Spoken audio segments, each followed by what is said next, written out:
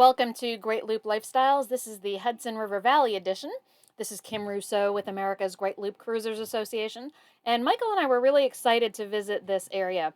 The Hudson River was his favorite cruising grounds during his first Great Loop, and I grew up as a child less than an hour from this area, so kind of felt like coming home and exploring some somewhat familiar sites, but we went to lots of different things that we had not had the opportunity to visit in the past. This map gives you the overview of the area that the sites that we're visiting are in. But we're going to zoom in first on Croton-on-Hudson, which is the location of Half Moon Bay Marina. And this is an AGLCA sponsor. They have an enterprise rental car within a very short walk from the marina. So this was the perfect place to tie up, rent a car, and do some of those day trips that we really wanted to see. Check out this sunset. We were lucky enough to catch one of the nights at Half Moon Bay. Just completely stunning. Those are some sailboats on some mooring balls, and that's the marina itself. And it was just one of those magical moments on the Great Loop with a sunset in New York that you're just really not expecting to have that kind of beauty. And that is also along the Croton Landing Park. That is a long walkway along the river that the marina is actually situated right on it. So if you're a walker, a runner, a biker, there's a great opportunity to do all of those things while staying at Half Moon Bay. And at the end of this park is the Croton-on-Hudson 9/11 Memorial. The memorial is a sundial that was crafted from salvaged I-beams, steel I-beams from the North Tower of the World Trade Center. And it is dedicated to the first and second responders and other rescuers who helped on that day. Also within a short walk of Half Moon Bay is a little shopping plaza with a post office and Apple Farm, which is a small grocery store. And there are also a few restaurants within about a mile walk, some of this uphill. The Blue Pig was a wonderful ice cream choice. There's a little look at what flavors they have available there. And we had some really good ice cream, which if you've been watching these, you know that's one of my favorite things. And then the Black Cow Coffee Shop was a great place to sit for an afternoon and just do some work and enjoy some really good coffee. Just a nice casual vibe there. There's a bookstore attached, and it was an enjoyable place to spend an afternoon. The Croton Dam is kind of a must-see.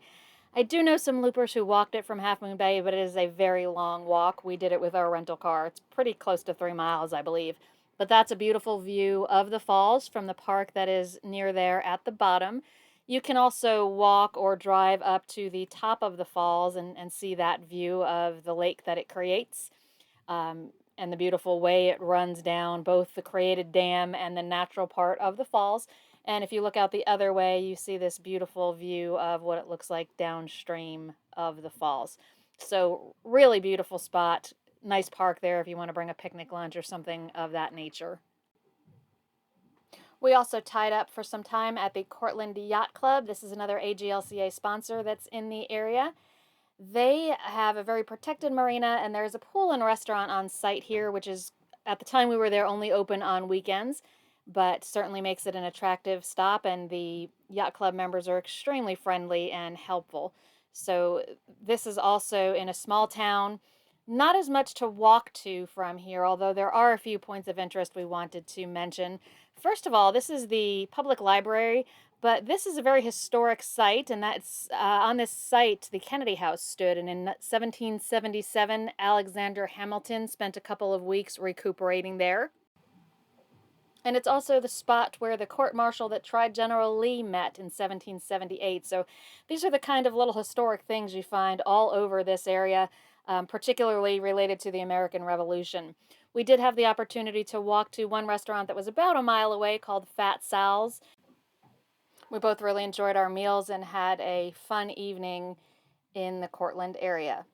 As we mentioned, we were using these marinas as a kind of home base while we did some day trips to explore all of the things that are available in this region.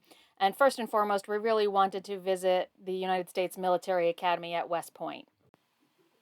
The West Point Museum is adjacent to the Visitor Center and can be visited free of charge without tickets. So you can walk in there, explore all of our military history from uniforms to weaponry, really just about any piece of military history and military academy history you can find there. And it was really an interesting way to learn more about the history of West Point and the military. We also pre-purchased tickets to do a tour of West Point itself. We were not allowed to take any video during the tour, so everything we have are still pictures. But first of all, this is the Cadet Chapel. That's the view looking towards the back of the church, and this is looking forward towards the pulpit. Beautiful chapel. There is actually a pew reserved there. You can see it roped off with a candle lit there, and that is reserved for those missing in action in prayer that they will return and be able to take their seats there in the chapel. The tour included a lot of time spent inside the cemetery, hearing some of the stories of some of our nation's heroes who are buried there. And also, as part of that, we went inside the original Cadet Chapel, which was moved to this location after the new Cadet Chapel was built. The plaques you see on the wall are in honor of various American generals who have served our country. This chain on the grounds at West Point is very historic. During the Revolutionary War, the soldiers stationed here at the fort that was at West Point's current location stretched this chain, across the Hudson River to a spot across the river now known as Constitution Island. And that chain was to block the British Navy from coming any further up the Hudson. So this section of the chain is here at West Point, obviously very historic. We also got to visit the parade grounds. We were kind of between semesters and before the new cadets arrived, so not much activity happening, but the parade grounds are beautiful. They are surrounded by statues of different military heroes, and the one near where the cadets enter that you can kind of see a little bit in this close-up is of George Washington. So a wonderful tour of West Point. We highly recommend it. Was certainly one of the highlights of this area for us. The next place we toured was another place with a unique and interesting history, and that is Bannermans Castle. It is on an island known as Polypal Island, but is more loosely known and commonly known today as Bannerman Island. You can't take your private boat to the island, so we did take a tour boat here, and that was wonderful because we learned some of the history of the area. The guide pointed out where Washington's headquarters was for some time at the end of the Revolutionary War, and it was up on a hillside there, very near Bannerman Castle. But the story of the castle is that the Bannermans were a family who made their fortune selling essentially what was an early Army-Navy surplus type store. And the tour guide shared that at the end of the Spanish-American War, the war had gone more quickly than we thought it would, so there was quite a surplus of Army goods, and the Bannermans bought those up, which included many tons of black powder, which is of course highly explosive, and other munitions, and their warehouse at the time was in Brooklyn, New York. So the city said, no, you can't keep that here. So they bought the island and began to build their castle on it. They were Scottish immigrants, and the castle was designed to remind them of the homes in Scotland. But this particular building was not their home. They built this to store the ammunition and explosives. You can see that it's looking rather dilapidated. There's a few reasons for that. First of all, the tour guide shared that it probably was not really built to a standard that would enable it to be very long lasting. She shared that things like bed frames and swords or any surplus steel they could get their hands on were used to reinforce the building in the concrete, the bricks, etc., instead of what would be typical building standards. But what really probably led to it being found in the condition that it is now in is that black powder did in fact explode in 1920, and that house you just saw there is actually the Bannerman family's residence on the island. It's said that Mrs. Bannerman was in a hammock outside that house and had just gone inside for a drink seconds before the explosion. That led her to her not really wanting to spend a whole lot of time anymore on that island. There was also a fire in what was left of the castle and what was left to burn there in the 1960s that burned for like 3 days before it could be put out. But that's the gorgeous view from there, and definitely worth a visit if you can manage it into your schedule. Next thing we visited was the Walkway Over the Hudson.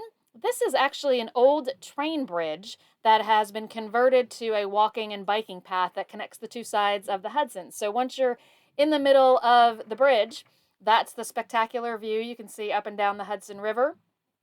Well worth the walk out there. I think it was about a mile round trip to get to the middle of the bridge and then back to the side we started on since we had a car parked there. But stunning views from there, definitely something to see. And then the final thing that we visited was the Culinary Institute of America. This is where some of the nation's top chefs are trained. The building is an old monastery, but they operate, I believe, 3 different restaurants, an American, a French, and an Italian restaurant, and also kind of a cafe. It can be a little challenging to get reservations, so if you do plan to visit the Culinary Institute, also known as CIA, you're going to want to try to do that as much in advance as is possible. But we had a great dinner. I ordered a little bit outside of my usual just to try something new and different, and everything was fabulous from the bread right on through to the dessert. So we highly recommend the Culinary Institute of America as well. A few things you can visit while touring this area that we did not get the chance to are Franklin Delano Roosevelt's house and library.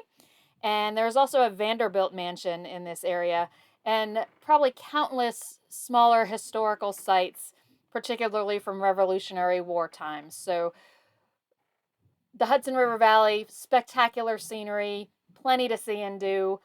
Again, this was an area renting a car made sense because not everything we wanted to do was waterfront or easily accessible. So we spent several days here having these adventures. And we're looking forward to our next stop, which will be Kingston, New York, and that will be our next Great Loop lifestyle. Thanks for watching.